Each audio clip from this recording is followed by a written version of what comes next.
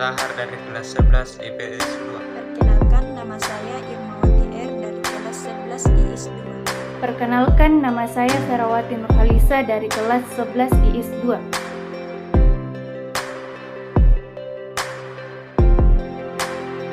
Yang pertama, pengertian kriminalitas. Mendengar kata kriminalitas, tentu kita berhubungan dengan satu tindakan kekerasan yang terjadi baik di kalangan masyarakat maupun di golongan masyarakat. Tindakan ini berhubungan dengan sifat manusia.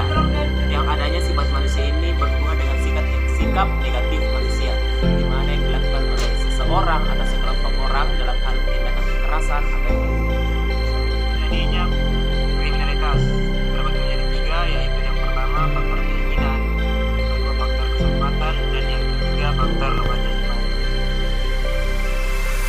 Baik, untuk penggolongan kriminalitas digolongkan beberapa poin. Yang pertama, penjahat atau kriminal dari kecenderungan. Yang kedua, penjahat karena kelemahan. Yang ketiga, penjahat karena hawa nafsu dan putus asa. Jenis-jenis kejahatan kriminalitas terbagi menjadi tiga, yaitu 1. Kejahatan tanpa korban, 2. Kejahatan kerah biru, dan 3. Kejahatan korporat.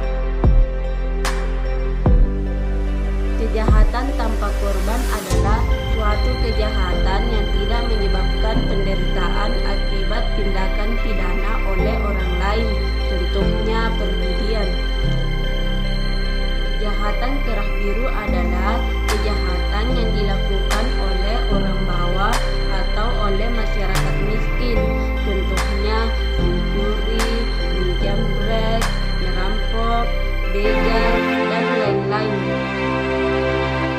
Kejahatan korporat adalah kejahatan yang dilakukan atas nama sebuah organisasi dengan cara menaikkan keuntungan dan menekan kerugian. Berbicara tentang kriminalitas pasti pernah terjadi di setiap negara, salah satunya Indonesia. Di Indonesia sendiri pernah terjadi kasus tindakan kriminalitas. Beberapa di antaranya yaitu yang pertama, kasus pembunuhan Alda Risma, yang kedua, kasus Munir, yang ketiga, kasus pembunuhan Nurdin Zulkarnain, dan yang keempat, kasus Muhammad Nasruddin. Dampak dari tindakan kriminalitas dan kekerasan. Setiap perbuatan pasti memiliki dampak dan perbuatan yang termasuk juga dalam tindakan kriminal dan kekerasan pasti akan berdampak negatif, seperti yang pertama, merugikan pihak lain baik secara material maupun non-material. Yang kedua, merugikan masyarakat. Yang ketiga, merugikan negara. Yang keempat, mengganggu stabilitas keamanan masyarakat.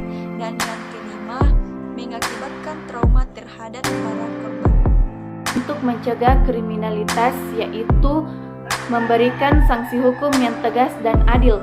Dalam hal ini diperlukan peningkatan kualitas pelayanan kepada masyarakat oleh para aparat penegak hukum.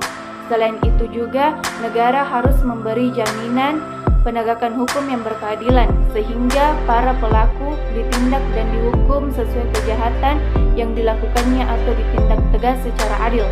Selanjutnya, menjaga dan mematuhi nilai norma dalam masyarakat.